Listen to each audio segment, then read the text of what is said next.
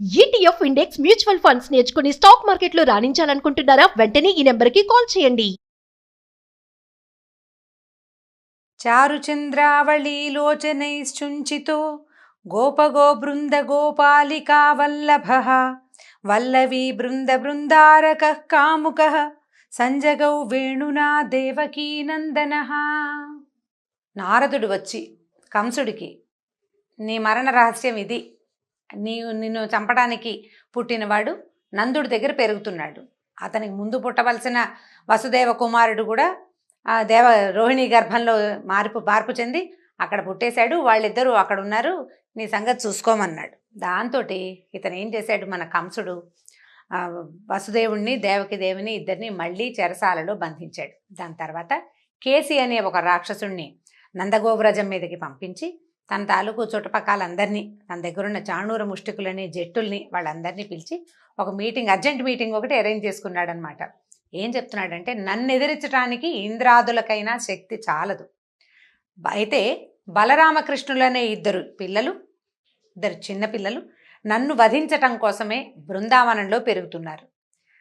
నన్ను చంపుతామని బీరాలు పలుకుతున్నారు. వాళ్ళు ఏమనలా, ఈయన ఉద్దేశం చెప్పుకుంటున్నటువంటి భయంతో ఏం చెప్తున్నాడంటే, ఈ వింతగా ఉన్న ఈ మాటలు మనం ఒక పని చేద్దాం, జట్టిపోరు ఏర్పరుద్దాం, అంటే మల్ల యుద్ధపు పోటీలు ఏర్పరుద్దాము.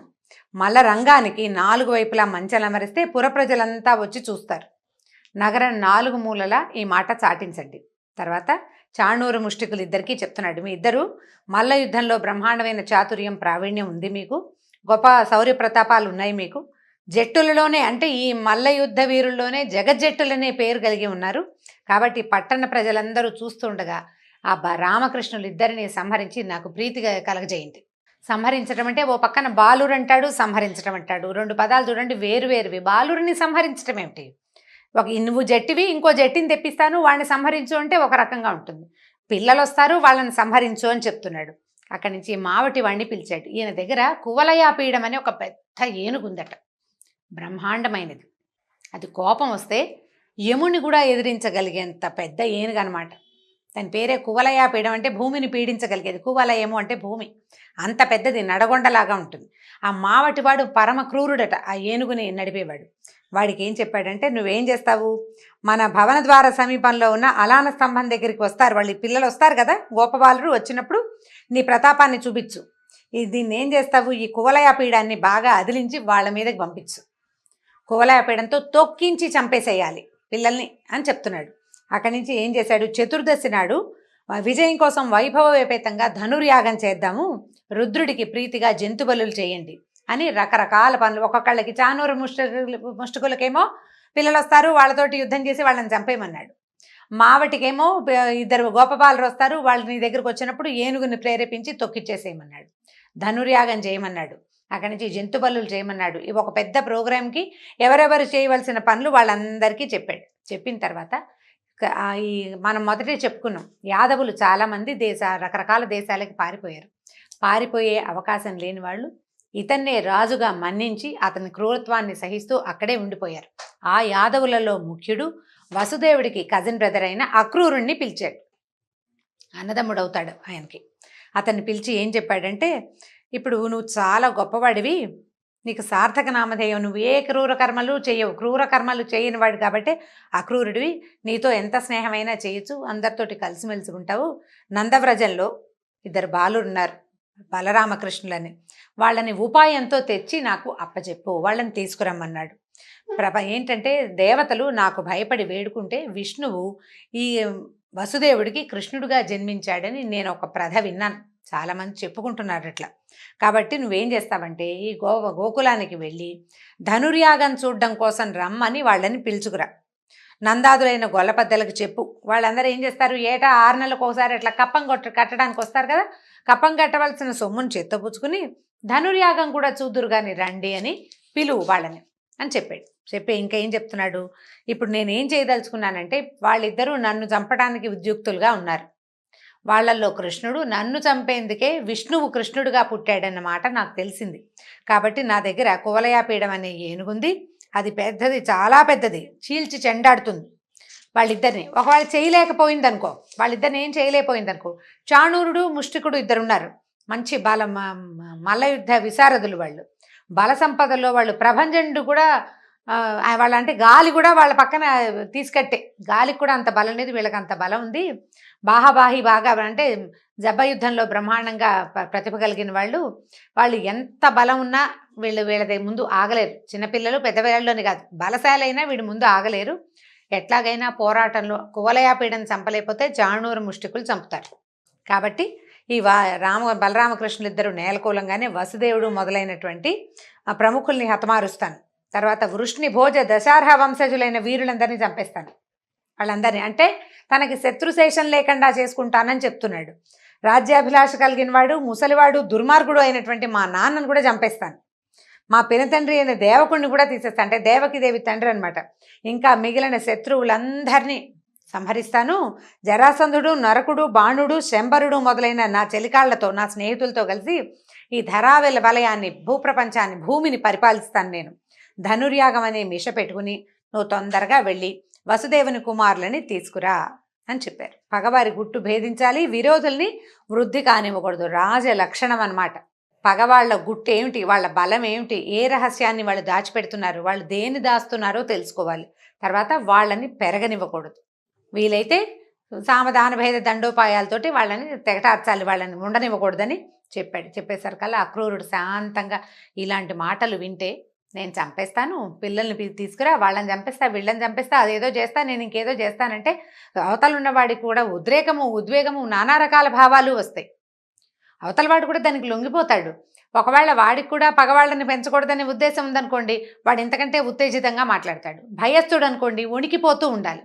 రెండు భావాలు చూపించిన ఇతనితో ప్రమాదమే. వీడు ఉద్వేగభరితుడై ఇతను కూడా ఇంకా జయ జయ అన్నాడా, వీడికి రెచ్చిపోతాడు కంసుడు. అలా కాకుండా బెదిరాడా, ఇతను వసుదేవుడు పక్షం వహిస్తున్నాడని ముందే కత్తి దూస్తాడు. వాడితో చాలా ప్రమాదం. అయితే అక్రూరుడు చాలా స్థిమితంగా చెప్పాడట, రాజా నువ్వు ఆజ్ఞాపిస్తే వెళ్ళకుండా ఉంటానా? నువ్వు రాజువి, నువ్వేం చెప్పినా నేను చెయ్యాలి, సేవకుణ్ణి కదా నేను. యథార్థం ఆలోచిస్తే నిజం చెప్పాలంటే నరులు తమ శక్తి ఎట్టిదో దైవశక్తి ఎలాంటిదో గ్రహించలేకపోతారు. నేను అన్నీ చేసేస్తాను అనుకుంటా. దైవం ప్రతికూలిస్తే ఏం జరుగుతుంది అనేది మానవులకి ఊహకు కూడా అందదు, మనకు తెలీదు. నేను కొండ పిండి చేస్తానంటే ఆ పిండి చేయటానికి భగవంతుడు ఒప్పుకోవద్దు. ఆ క్షణాన ఆయన ఆ బలం నీకు ఇవ్వదలుచుకుంటే ఇస్తాడు, ఇవ్వదలుచుకోకపోతే మానేస్తాడు. మనం చెప్పలేకపోతాం. తమ బుద్ధికి తోచిన విధంగా పట్టుదలతోటి ప్రవర్తిస్తారు. కాదనేందుకు వీలే లేదు. విధి నిర్ణయం తప్పించడానికి ఎవ్వరి తరమూ కాదు. ఎందుకంటే నీ చావు తథ్యం అని చెప్తున్నాడండి. ఇందులో నిబిడీకృతమైనది ఏంటంటే నువ్వే స్వయంగా అక్కడెక్కడో పల్లెలో హాయిగా ఆడుకుంటూ కులాసాగా ఉన్న మహాపన్నగాన్ని రా రా అని పిలుస్తున్నావు నువ్వు. నీ వాక్యాలకు అర్థం అదే. నా శక్తి ఏమిటి, భగవంతుడి శక్తి ఏమిటో నీకు తెలియదు. పనిమాల దాని దారిని అది పోయే మహాపన్నగాన్ని పిలిస్తే ఏమవుతుంది, కాటేసిపోతుంది, ఇంక ఊరుకుంటుందా? కాబట్టి నేను వెళ్ళి నీ విరోధి పుత్రుల్ని తప్పకుండా తీసుకొస్తానని చెప్పేశాడు. సరే, అక్కడి నుంచి ఏమైంది ఇది చూడండి. ఇక్కడికి వెళ్దాం మళ్ళీ. ఈ విధంగా అక్రూరుడు రథం ఎక్కి రేపల్లెకి బయలుదేరాడు. ఈ కంసుడు మిగిలిన వాళ్ళందరికీ సెలవిచ్చి అంతఃపురంలోకి వచ్చాడంటే స్థిమితంగా ఉందన్నమాట. ఎవరికి చెప్పాల్సిన మాటలు వాళ్ళకి చెప్పేశాడు. పిల్లలు వస్తారు, వాళ్ళని చంపేయమని మొదటి వాడికి చెప్పాడు, వాళ్ళని ఇంకేదో చేయమని మిగిలిన వాళ్ళకి చెప్పాడు. ఈ వార్తలు, ఇలాంటి ఆజ్ఞలు ఇద్దరు ముగ్గురుతోటే ఆగవు చూడండి. ఇప్పుడు మావటివాడికి చెప్పారు. ఆ మావటివాడు ఇంటికి వెళ్ళే దారిలో ఎంతమంది సైనికులు స్నేహితులు ఉంటారో, ఎన్ని జాతుల వాళ్ళు ఉంటారో వాళ్ళందరికీ వసుదేవుడి కుమారులు అక్కడెక్కడో పెరుగుతున్నారట, వాళ్ళిద్దరూ వస్తారట, వాళ్ళని ఏనుగుతో తొక్కించమన్నాడు. అనగానే కంసుడి పక్షం వహించేవాళ్ళు, తమ రాజు గెలవాలని కోరుకునేవాళ్ళు తాము కూడా ఈ సంహారకాండలోకి పాలు పంచుకోవాలని ఉత్సాహపడతారు కదా. ఒకటి. అక్కడి నుంచి దైవాన్ని నమ్మేవాళ్ళు. కొన్నేళ్ల క్రితం కంసుడి మరణం తథ్యం, నువ్వు మరణిస్తావు అని ఆకాశవాణి చెప్పింది. తర్వాత కొంతకాలానికి చిన్నపిల్లని చంపబోతే అది పైకి ఎగిరి పైన 18 చేతులతోటి ప్రత్యక్షమయ్యి నాతోటే ఇంకొకడు పెరుగుతున్నాడని చెప్పింది. కాబట్టి వీడు చావు వచ్చేస్తోందనమాట అని ఉత్సాహపడి ఆ రాబోయే మృత్యుదేవత ఎంత సౌందర్యవంతంగా ఉందో చూడడం కోసం ఇంకొంతమంది సిద్ధంగా ఉంటారు. ఇట్లా ప్రచారం జరిగిపోతుంది. షాణూరు ముష్టికులకు చెప్తే వాళ్ళు ఎందుకు ఊరుకుంటారు? వాళ్ళ చుట్టుపక్కల ఉన్న వాళ్ళందరికీ వాళ్ళు చెప్తారు. ఈ మధురా నగరం అంతా అట్టుడికిపోయినట్టు అయిపోయింది. అందరికీ తెలుసు ఏదో జరగబోతోంది. ఆ రాబోయేవాడెవడు, బాలకుడు కంసుణ్ణి ఎట్లా వధిస్తాడో చూడాలనుకుంటున్నారు కొంతమంది. కంసుడు మా సామాన్యుడు కాదు, ఎంతమందో రాక్షసులతోటి ఉన్నాడు, కాలయవనుడి అంశ వీడు, కాబట్టి వీడే ఆ పిల్లాన్ని ఏదైనా చేస్తాడేమో, తర్వాత కంసుడే జయించాలి అని కోరుకునే శాతం కూడా ఉంది కొంత. వీళ్ళందరూ మంచి రెడీగా సన్నద్ధంగా ఉంటున్నారనమాట. అక్కడి నుంచి చూడండి, ఈ విధంగా చెప్పి ఈ విధంగా మాట్లాడిన తర్వాత అక్రూరుడు రేపల్లెకి బయలుదేరాడు. ఈయన వెళ్ళి అంతఃపురంలో రెస్ట్ తీసుకుంటున్నాడు. ఇంద్రుణ్ణి వరుణుణ్ణి మించినవాడు, శౌర్యానికి సముద్రం లాంటివాడు అయినటువంటి కేసి అనే రాక్షసుడు ఏం చేశాడట, ఒక పెద్ద గుర్రంలాగా రూపం దాల్చి ఆ నందుని మందలోకి ప్రవేశించి సంకటం కలిగించాడు. ఆవుల మందలో సడన్గా గుర్రం ప్రత్యక్షమైతే అలాగే ఉంటుంది, మిగిలిన కంగారు పడతాయి, ఏం జరుగుతుందో తెలియదు. దాన్ని సకిలింతలు, వాడి గిట్టలు నేల మీద తగులుతుంటే భూవలయం ఆదిశేషుడి పడగలకి బరువైపోయిందట. అంత బరువైన పదఘట్టనాలన్నమాట. దాని కాళ్ళు కిందకి పడుతూ ఉండేసరికల్లా భూమి అదిరిపోతోందట. అతని భీతి గొలిపించేటువంటి సకిలింతలు, గుర్రం సకిలిచ్చేసరికల్లా బెదిరిపోతున్నాయట గొడ్లన్నీ పాపం. ఆకాశంలో దేవతలు కూడా ఒకళ్ళనొకళ్ళు గట్టిగా పట్టుకున్నట్టు, అమ్మో ఇంకేదో అయిపోతుందని జూలు అటు ఇటు ఆడిస్తుంటే మేఘాలు ఎగిరిపోయి ఈ దేవతల విమానాలను కొట్టేస్తున్నాయట. అంత విపరీతమైన శక్తిలో ఉన్నాడనమాట. అక్కడి నుంచి అతను నోరు తెరిస్తే పళ్ళు ఎలా మెరుస్తున్నాయంటే అగ్నిజ్వాలల్లాగా మెరుస్తున్నాయట పళ్ళు, తోక యమపాసంలాగా కనపడుతుంది. ఈ దారుణమైన అశ్వాకారంలో ఉన్న ఆ రాక్షసుడి సకిలింతలు వినేసరికి ఆవులు, దూడలు, ఆడవాళ్ళు, మగవాళ్ళు, చిన్నపిల్లలు వాళ్ళందరూ బెదిరిపోయారు. ఆ పల్లె అంతా అరిచి కేకలు పెట్టారు. భయం వేసేసింది. పాహి పాహి అని అరుస్తున్నారు, ఏదో అవుతోంది అని. అప్పుడు సరే అనుకున్నాడు కృష్ణుడు, ఈ బలహీనులైన మందలోని గొల్లని భయపెట్టడం, తరమగొట్టడం నా వంటి వీరుడికి ధర్మం కాదు. ఈ గొల్లపల్లెలో కృష్ణుడు ఎక్కడా అని అసురుడు అంటున్నాడు అని తన్ని వెతుకుతున్నట్ట, కృష్ణుడిని వెతుకుతున్నట్ట. వీళ్ళందరినీ బెదిరిస్తే నాకేమొస్తుంది? అసుర హంత అయినవాడు, రాక్షసుల్ని చంపగలిగేవాడైనటువంటి కృష్ణుడు ఎక్కడున్నాడునని ఆ గుర్రం వెతుకుతోందట. ఈయన ఏం చేశాడంటే ఇంకా అటు ఇటు వెళ్తుంటే ఈయన అన్నాడు, ఇంకా నువ్వు వెళ్ళలేవు ఎక్కడికి అని చెప్పేసి, రా రా నా వైపుకి రా అని ఒక పక్కగా నిలబడి పిలిచాడట. పిలిచేసరికల్లా వీడేం చేశాడు, ఈ రాక్షసుడు పెద్దగా నోరు తెరిచి ఒక్కసారి మీదకి దూకేట. గుర్రం గాలిపై దూరం నుంచి దూకితే ఎంత పెద్ద దెబ్బ తగులుతుందోనండి. గుర్రం తగలటం అంటే చిన్నది కాదు, మహాప్రమాదకరమైన దెబ్బ. అయితే ఆ తన్నడానికి మీదకి వచ్చేసరికల్లా పక్కకి తప్పించుకుని ముందుకు పడింది. ఈయన తప్పించుకునేసరికల్లా సరిగ్గా ఎక్కడ ఆగాలో కాళ్ళు అక్కడ ఆగల, భూమి మీదకి పడిపోయాడు అనమాట. కానీ కింద పడ్డవాడు రెట్టించిన ఉత్సాహంతో మళ్ళీ లేచాట. కోపంతో ఈ కృష్ణుడి కళ్ళు ఎర్రబడిపోయాట. ఏం చేశాడట, గబుక్కున వంగి ఈ పైకి లేస్తున్న గుర్రం తాలూకు 4 కాళ్ళు పట్టేసుకున్నట్టు. ముందు 2 కాళ్ళు, తర్వాత 2 కాళ్ళు, దూడని పట్టుకున్నంత తేలిగ్గా ఈ గుర్రాన్ని పట్టేసుకున్నాడు. పట్టి ఎంత దూరమో కొన్ని 100 అడుగుల దూరానికి విసిరేసేసాడు. విసిరేసరికల్లా కింద పడి మళ్ళీ లేచొచ్చాడు రాక్షసుడు. వాడేం ఊరుకోలా. వాడు ఊరుకోకుండా ఏం చేశాడు, అహంకారంతో హుంకరిస్తూ ఈ జంకు గొంకు ఏమీ లేదు ఈ దామోదరుడి మీదకి విజృంభించాడు. దాంతో ఈయన ఏం చేశాడంటే అది నోరు తెరిచి మీదకి వస్తుంటే చెయ్యి నోట్లో పెట్టేశాడట. గుర్రం నోట్లోకి చెయ్యి పెట్టేశాడనమాట. పెట్టి ఏం చేశాడు, ఈ స్తంభం తగిలేసరికల్లా ఈ నోట్లోకి వెళ్ళిన చెయ్యి గర్భంలో గొంతులోంచి పొట్టలోకి వెళ్ళిపోయిందట. ఈ పొట్టలోకి వెళ్ళిన చెయ్యి పెద్దదైపోవటం మొదలుపెట్టేసరికల్లా గాలి బయటికి అటు ఇటు కదలలేదు. ఇంకా నోరు నుంచి పొట్టలో దాకా వెళ్ళిపోయిన చెయ్యి విపరీతంగా పెద్దదైపోయేసరికల్లా దాన్ని తట్టుకోలేక విలవిలా తన్నుకుంటూ గాలి ఆడక ఆ గుర్రం కింద పడి మరణించింది. ఈ మరణించంగానే ఇక వాడి ప్లేస్లో, అంటే వాడి పొట్టలో ఇక ప్లేస్ లేదనమాట, చెయ్యే పెద్దదైపోయింది. అది ఎలా అయిందంటే దోసపండు పగిలినట్టు పగిలిపోయిందనమాట.